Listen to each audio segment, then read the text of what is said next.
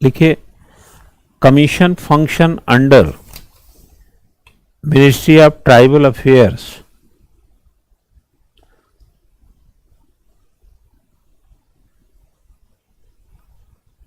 आयोग जनजातीय मामलों के मंत्रालय के तहत कार्य करता है। Commission functions under ministry of tribal areas और ट्राइबल अफेयर्स।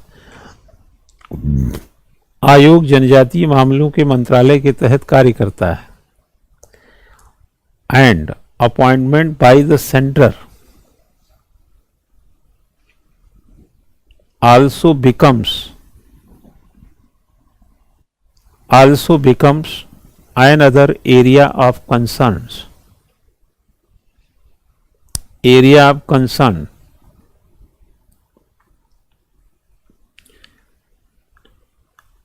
और केंद्र द्वारा नियुक्ति भी चिंता का एक अन्य क्षेत्र बन जाता है,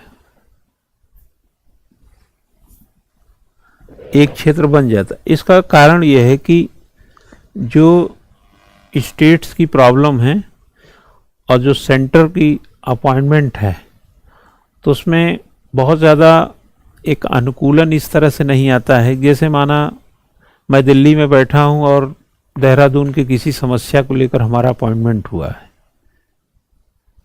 तो हमारी मॉनिटरिंग का भाई मिनिस्ट्री से चलो एक लेना देना कर सकते हैं, लेकिन स्टेट से हम बिल्कुल कटे हुए हैं। जैसे तो राष्ट्रपति और हमारे बीच ही संवाद चल रहे हैं, जबकि मामला देहरादून का है।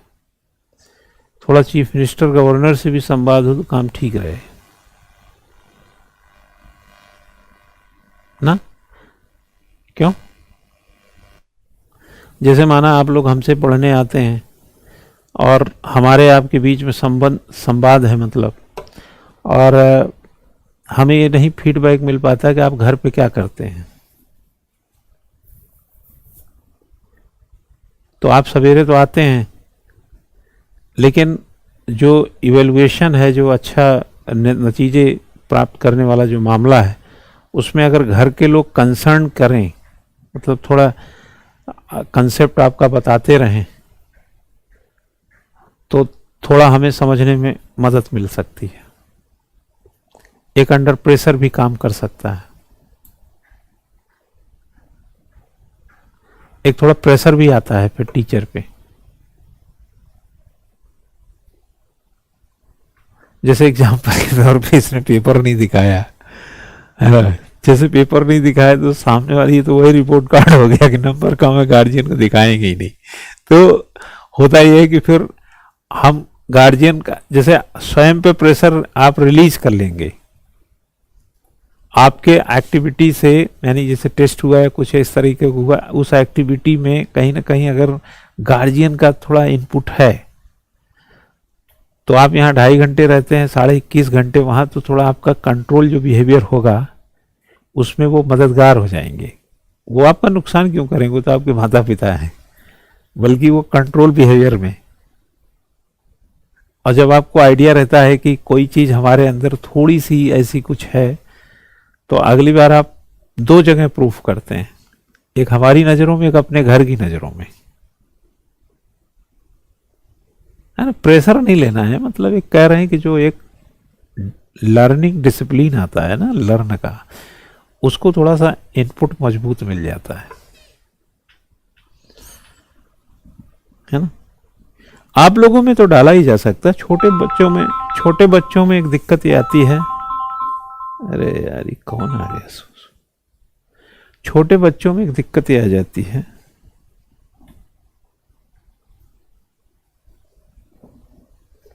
वो आया होगा शोएब। तो छोटे बच्चों में एक दिक्कत ये आ जाती है ना कि वो, अबे यार ये भी, हेलो, हाँ शोएब कहाँ हो तुम?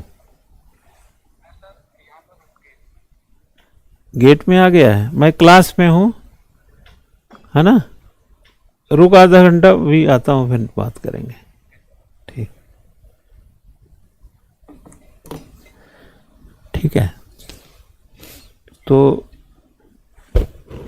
तो वैसे ही ये वाला डिपार्टमेंट का है कि उधर आयोग है, इधर थोड़ा जैसे ये लोग बताते रहें कि साहब देखिए अभी ये, हालांकि जो प्लान आता है वो स्टेट की मदद से ही होता है, जो एग्जीक्यूशन होता है, लेकिन जो प्लान है या जो अटेंशन देना है वो पर्सनली सा हो जाता है। जैसे माना यहाँ की कोई जनजाति हो, जौनसार इलाका हो, अब स्टेट गवर्नमेंट अपने से जो करती हो, लेकिन कितने चिंता आयोग को करना चाहिए। ये आयोग को एक तंत्र के तौर पे थोड़ा सा सूचना यहाँ से भी होनी चाहिए। जैसे हमें आपकी पढ़ाई को लेकर और क्या चिंता करनी चाहिए, यह थोड़ा गार्जियन का इनपुट आता रहता है, तो उसमें हमको आइडिया रहता है कि आपका जो अटेंशन इंटेंशन है वो कैसा जा रहा है। जैसे कई गार्जियन करते हैं, ऐसा नहीं है, कई संपर्क करते हैं कि और सर कैसा चल रहा पढ़ाई, तो बताते हैं जो रहता है फीडबैक। कई बातें तो गार्जियन आपको खुद नहीं बताएंगे जो हम बताए रहते हैं।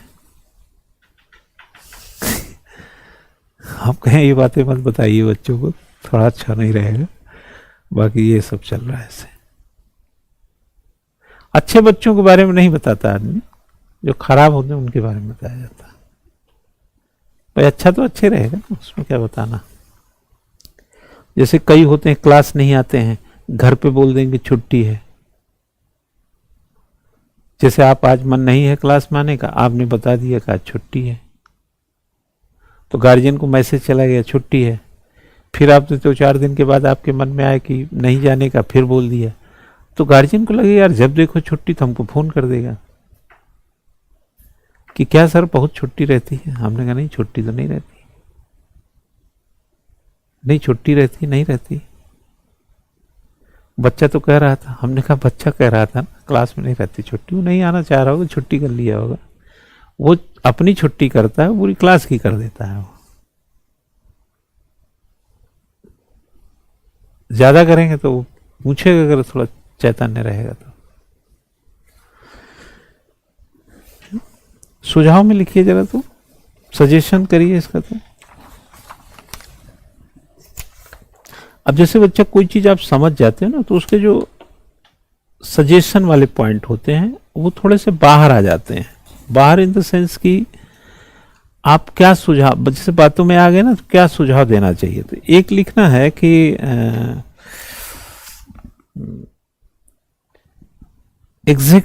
existing independent investigation machinery in the commission needs to be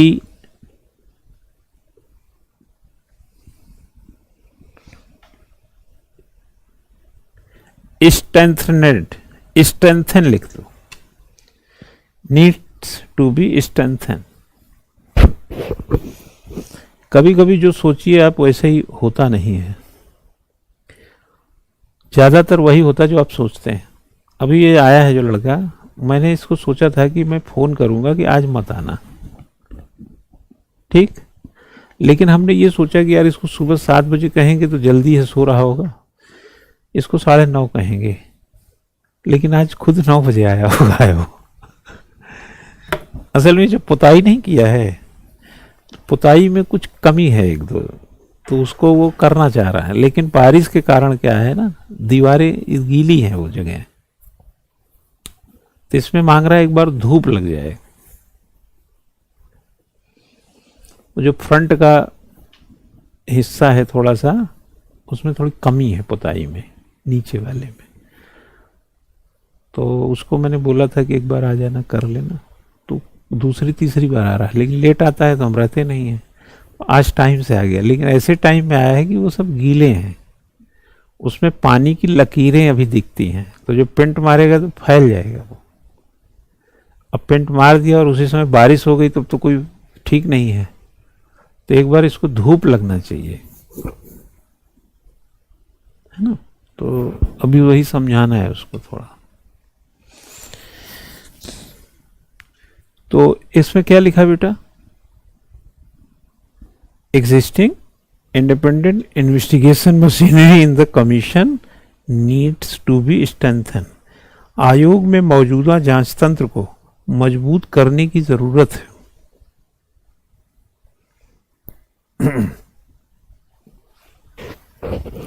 मौजूदा स्वतंत्र जांच लिख लीजिए, स्वतंत्र जांच को मजबूत करने की जरूरत है, ठीक है ना, स्वतंत्र जांच टाइप का।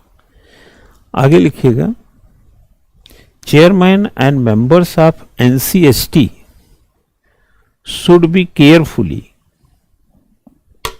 chairman and members of NCST should be carefully chosen keeping in view the capability, in view their लिख लो, their capability, comma commitment and exercise। लिखे, एनसीएसटी के अध्यक्ष और सदस्यों को उनकी क्षमता, प्रतिबद्धता और अनुभव को ध्यान में रखते हुए सावधानी पूर्वक चुना जाना चाहिए। एनसीएसटी के अध्यक्ष और सदस्य को उनकी क्षमता, प्रतिबद्धता और अनुभव को ध्यान में रखते हुए सावधानी पूर्वक चुनना चाहिए। हाँ, इंग्लिश वाले लिख लिए, कहने का मतलब, Chairman and members of the NCST should be carefully chosen, keeping in view their capability, commitment and exercise। हाँ? एक प्रकार से इनको ये ध्यान में रख के चुनो, नहीं तो फिर ऐसे रहेगा मामला, ठीक है। ये सजेशन आ गया। आगे लिखिएगा, the report of ancestry along with action taken report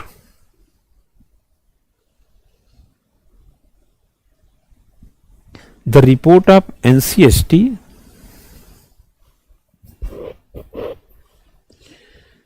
along with action taken report should be laid before each house of parliament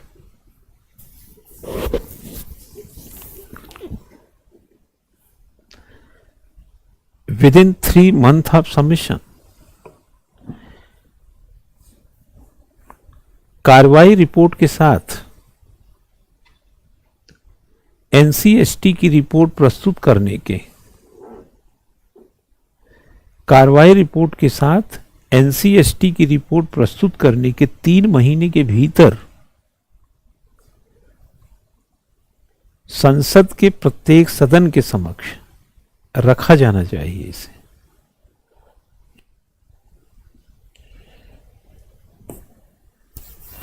देखो, जब भी कोई कमीशन हम पढ़ते हैं ना, जैसे माना एससी एसटी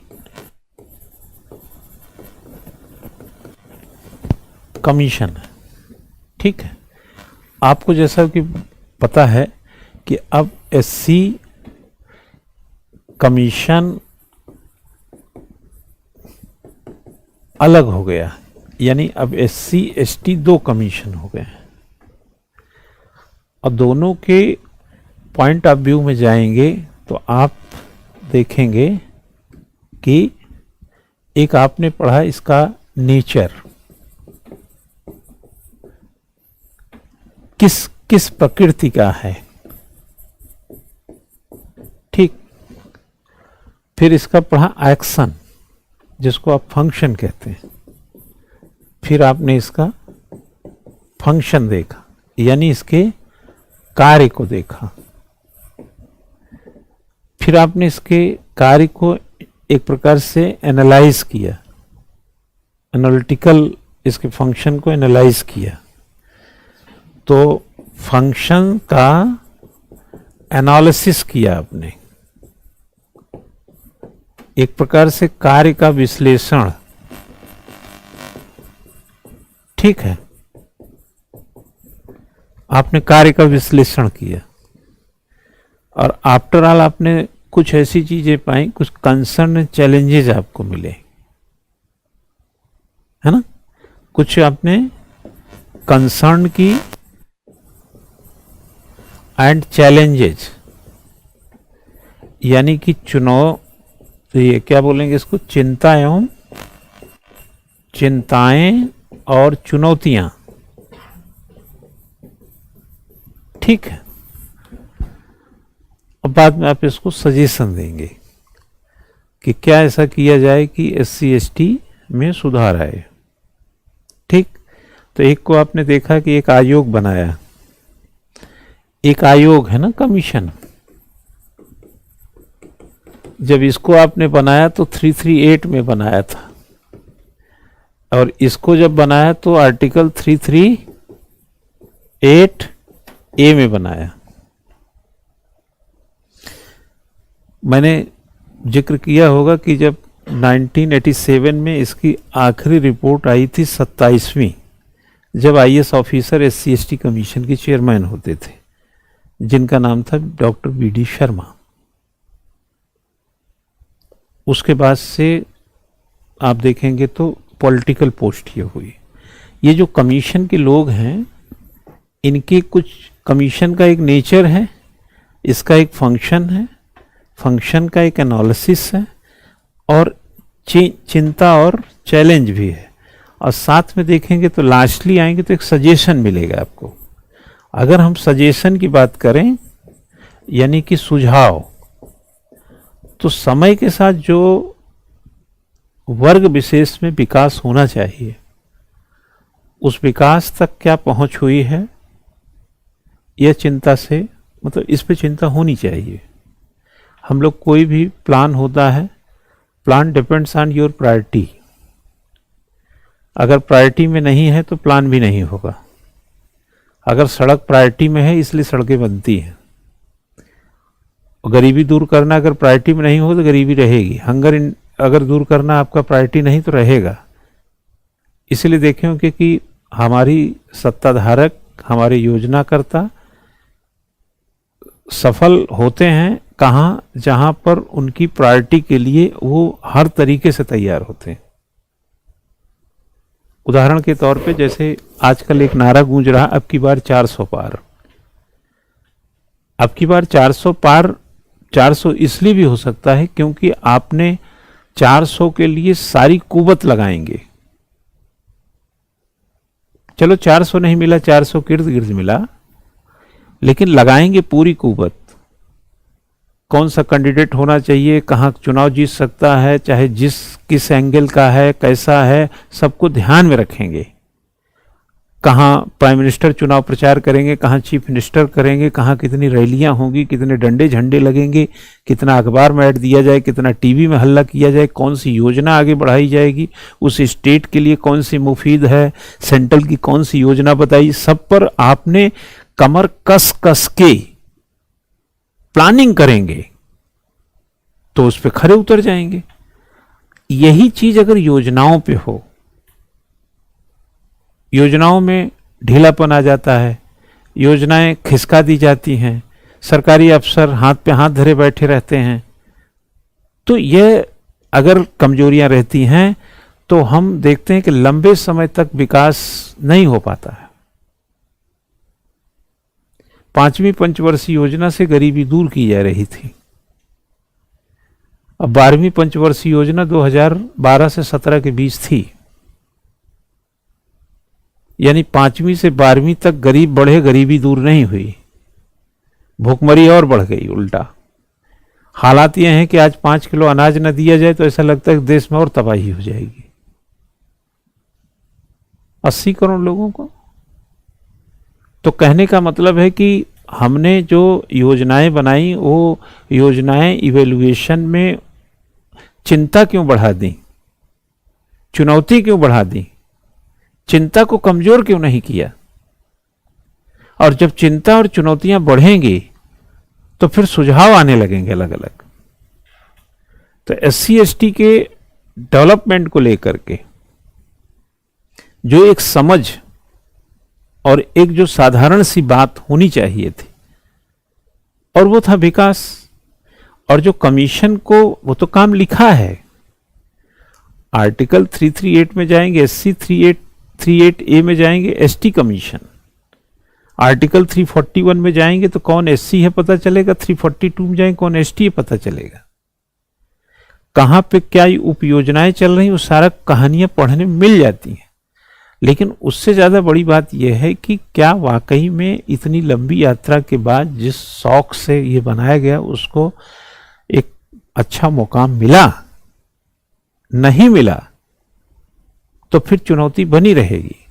और चुनौती के केस में, है ना, चिंता तो रहनी चाहिए। तो आपने अभी तक जो पढ़ा है उसमें इन बातों को पढ़ लिया है।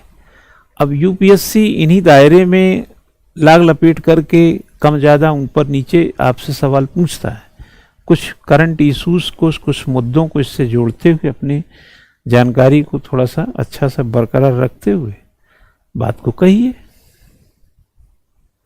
वैसे सवाल सिर्फ एससी एसटी कमीशन का ही नहीं है, आगे और भी बहुत सारी चीज़ें आपको समझने का मौका देंगी जहाँ पर यह चिंता लाजमी हो जाता है कि विकास की जो धारा है उसमें विचारधारा का इतना अभाव क्यों रहा, है ना। तो अब रिपोर्ट्स आ जाती हैं, रिपोर्ट्स पे कितने अमल होते हैं। जैसे ये कह रहे हैं कि प्रत्येक सदन के समक्ष रखी जानी चाहिए 3 महीने में, पता रिपोर्ट गई पड़ी हुई है ना। बहुत सारे लूपोल्स हैं, कमियां हैं, बहुत सारे केसेस एसटी में रजिस्टर्ड होते हैं जिसमें कमीशन ध्यान नहीं देता होगा, देता नहीं है, ये भी मैंने बताया कुछ मामलों में, है ना।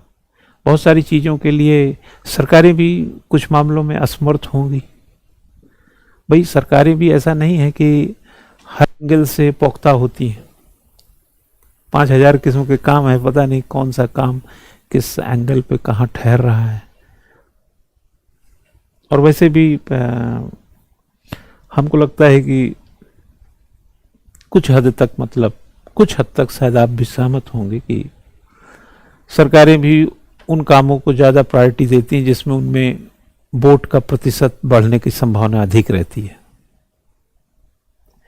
यह भी एक पिछले 75 सालों से एक मैं समझता हूँ चिंता का विषय है कि पूरी तरह नहीं बोल रहा हूँ, लेकिन कुछ हद तक वोट की राजनीति के चलते भी कई कार्य जो प्राथमिकता में होने चाहिए वो नहीं आए, क्योंकि उसको प्राथमिकता में ला करके भी हो सकता है वोट को साधना इतना आसान ना रहा हो। तो प्रायोरिटी में उनको लाओ जिससे कि हमारी सियासी जो है या सत्ता का जो वजूद है वो ज़्यादा ताकत के साथ बना रहे। और कभी कभी इसी के चलते सत्ता जो है या ताकत जो है सही लोगों से स्लिप कर जाती है। जो लोग करप्ट हैं, जो लोग ईमानदारी से काम नहीं कर रहे हैं, जो देश के पैसे को अपना निजी संपत्ति बना लिए हैं, वो तो कहा ही जाएगा कि वो ऐसे बेईमानों की वजह से देश में दिक्कत है। क्यों? और आफ्टर ऑल होना कुछ नहीं है। उनको रिटायर्ड होके जाना है, स्विमिंग पूल में अपने नहाएंगे, फार्म हाउस में घूमेंगे, एक दिन भर मरा जाएंगे। होना उनका भी कुछ नहीं है, लेकिन पूरी चुनरी ही दाग में लगाए हुए हैं, पूरी बटुए की दाल ही पूरी काली किए हुए हैं।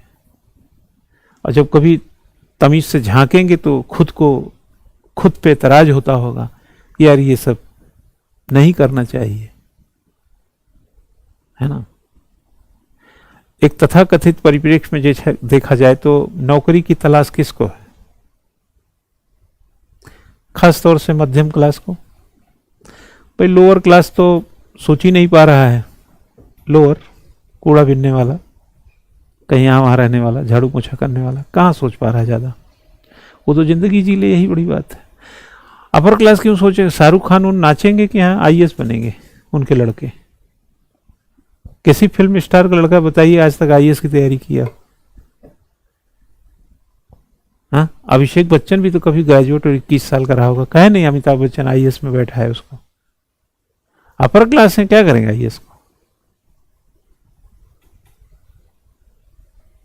तो वो लोग पावर से कितने प्रभावित होते हैं मालूम नहीं, लेकिन पैसे से तो प्रभावित ही।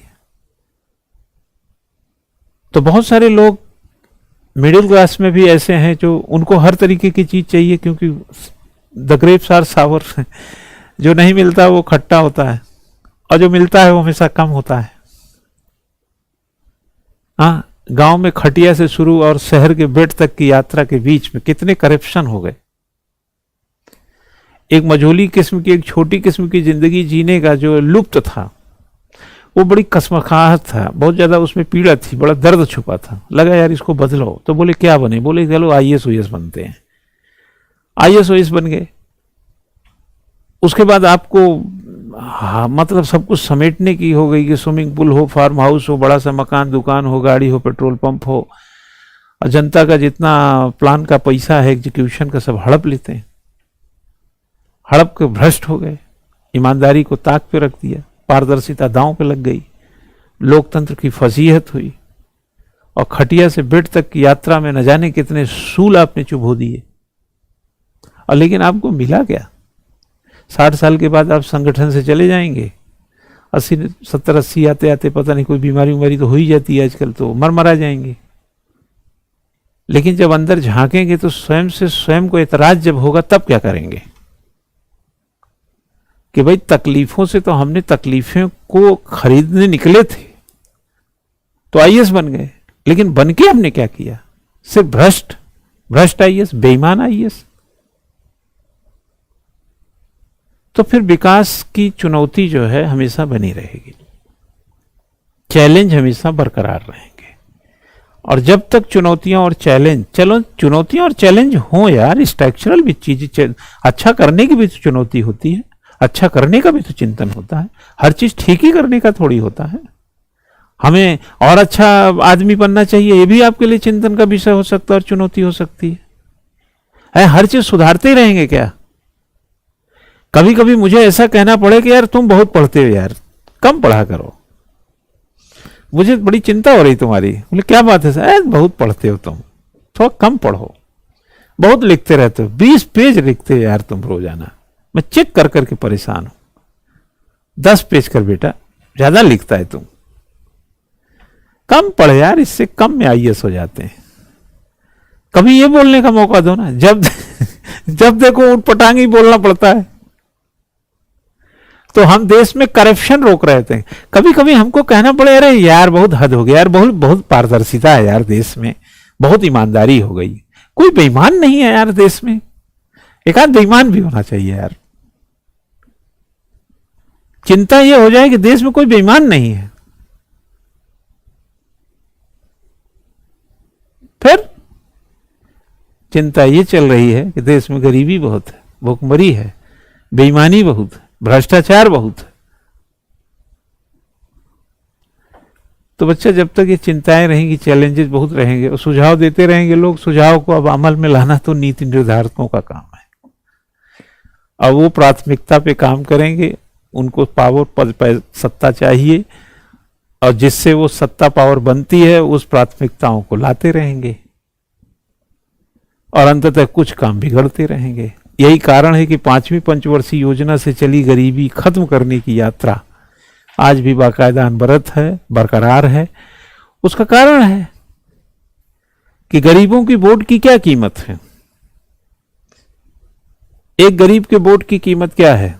2 वक्त की रोटी।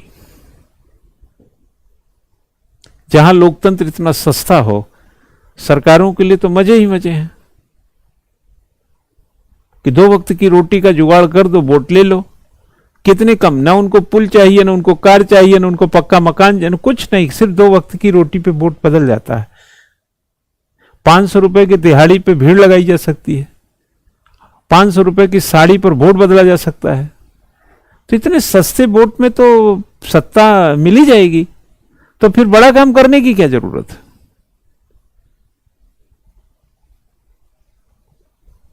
क्यों बड़ा काम क्यों चाहिए?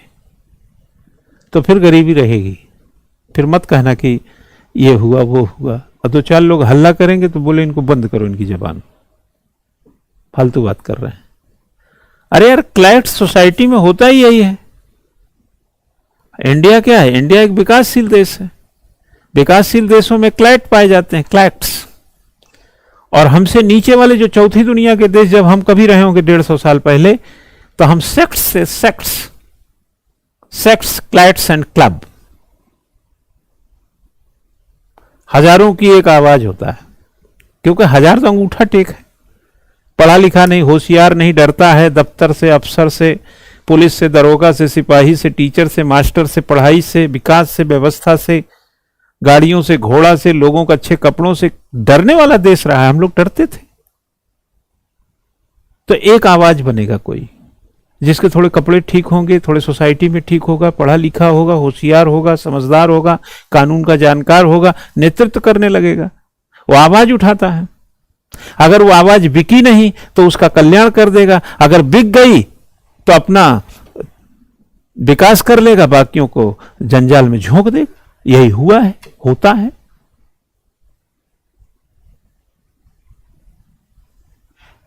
तो फिर एक नई आवाज की तलाश। कोई आएगा, सबको आवाज देके चला जाएगा। जैसे लाल बहादुर शास्त्री आएंगे, जय जवान जय किसान, ये आवाज देके चले जाएंगे। अटल बिहारी वाजपेयी आएंगे, कहेंगे जय विज्ञान। मोदी जी आएंगे, कहेंगे सबका साथ सबका विकास। सब आवाज ही तो है। लेकिन सबसे खूबसूरत आवाज, जिस आवाज में सबके अंदर का सर्वोदय और अंत्योदय के साथ विकास निहित हो, सिर्फ वोट की आवाज नहीं होनी चाहिए। जो काम करते हुए दिखाया जा रहा है वो होना चाहिए। दिखाएं कुछ, हो कुछ। आवाज तो हमेशा लगाई जाएगी और गूंज रहेगी, लेकिन गूंज जो है उस मुफिद हो। जब हम कार्य का विश्लेषण करें तो हमको अर्थ निकले। कार्य का विश्लेषण किया तो चिंता और सिर्फ हमें ये चुनौतियां मिली, तो हमें लगा यार ये हुआ क्या। ये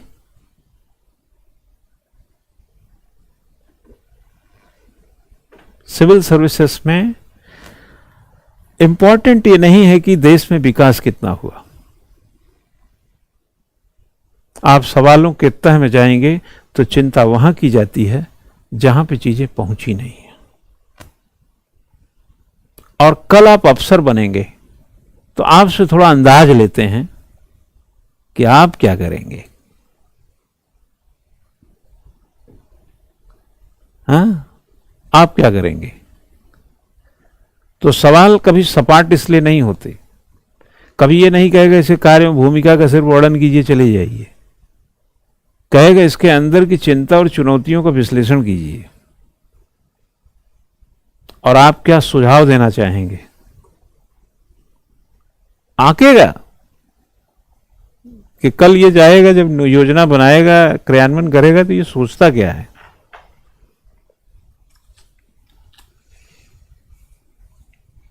ठीक है।